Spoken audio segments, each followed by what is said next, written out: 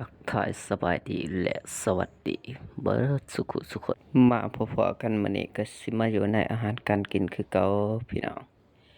อาหารการกินในมื้อนี้ก็บ่มีหยังหลายนอกจากออมก่อนสิไปเฮ็ดออมในมื้อนี้ข้อยก็สิเอาเนื้อมาหั่นเป็นตอนเล็กๆน้อยๆตามที่เราต้องการหลังจากซอยเนื้อเสร็จแล้วไปที่ให้หอยจากนั้นก็สิมาล้างข่าหัวตะไคร้ข่าคือข้อยสิซอยเป็นเสียงๆก่อนพี่น้องหลังจากล้างข่าหัวตะไคร้เสร็จแล้วเป็นที่ให้หอยจากนั้นก็สิมาต่อเตาแก๊สจากนั้นข้อยก็สิเอาหม้อมาข้างเมื่อข้างหม้อเสร็จแล้วเป็นที่เหี่ยมหอยก็สิเอาใส่น้ำพอประมาณจากนั้นข้อยสิเอาข่าหัวตะไคร้ลงใส่และปิดฝาไว้สักพักหนึ่งหลังจากนั้นข้อยสิมาล้างผักถาผักที่เอามาปรุงแต่งในมื้อนี้ก็สิมีแต่ผักกาดดอกในเมื่อล้างเสร็จแล้วเป็นที่เหี่ยมหอยจากนั้นข้อยสิเอาผักมาหั่น